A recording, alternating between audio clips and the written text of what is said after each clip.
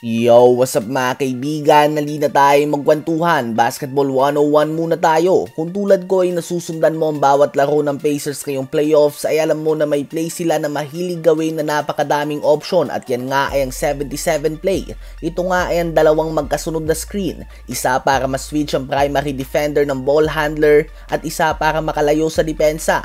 Ang point guard o nagdadala ng bola ay maraming option sa play na ito. Pwede siyang dumaan sa screen, umatake sa basket, tumira ng 3 points, tumira sa mid-range, mag-floater, ipasa sa roller, itakbo ang pick and pop, ipasa sa corner sa wing player, DHO o dribble handoff, pwede umatake ang dapat na mag-handoff na madalas gawin ni Draymond Green at iba pang option.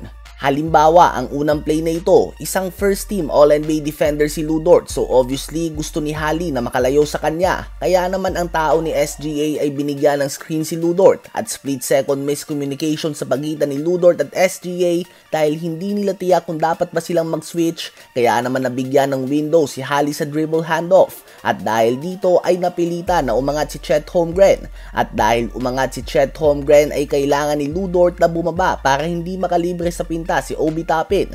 Ito, good shot na nga ito para kay Hali, subalit nagdesisyon pa nga siya na ipasa sa open Ben Shepherd. Quick fake at open mid-range ito. Lahat ito ay dahil lamang sa 77 play na nag-cause ng miscommunication sa depensa.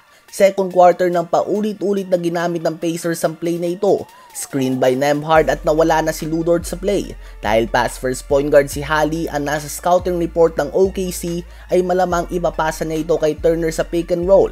Kaya naman hindi umangat si Chet Holmgren. Ang resulta ay open 3-pointer. Hindi na ito naipasok subalit another good shot mga kaibigan. Next possession, same play. This time ay nag-dribble handoff sila at dahil last time ay tinira ni Hali ang open shot, umangat na si Chet Holmgren dahilan sa open lane ni Miles Turner. Kaya naman tumulong si Isaiah Joe mula sa weak side. Dahil may solid court vision si Hali ay nakita niya na open na si Mathurin sa corner at ginamit niya ang isa pang option ng play na ito. Pinasa niya ito na nagresulta sa foul sa agresibong Ben Mathurin. Next possession, same play ulit. Dahil magkakasunod ng beses na tinake ni Hali ang second screen, expected ng OKC na gagawin niya ulit ito. Subalit simpleng crossover ay naiwan na si SGA dahil akala niya ay dadaan si Hali sa screen. Ang resulta ay easy floater mga kaibigan. Again, they are running the same play. Ibang options lang ang ginagamit nila. Kung iisipin, open pa nga si Turner at Shepherd mga kaibigan. Another option pa ito. Buong game ay tinatakbo nila ang play na ito mga kaibigan. Minsan nakakapunto sila at minsan naman hindi. Very interesting nga kung ano ang gagawin na solusyon ng OKC dito. Isang play nga ito na kapag nahinto mo ang isang option ay may isa na naman nalilitaw. Kapag nanood kayo ng Game 4 bukas ay gusto kong maalala nyo ang video na ito at tingnan nyo ng maigi kung paano gamitin ng Pacers ang play na ito. Sa mga coach na nanonood, baka naman magamit nyo din nga ang play na ito sa inyong laro. Ano ba ang masasabi nyo tungkol dito?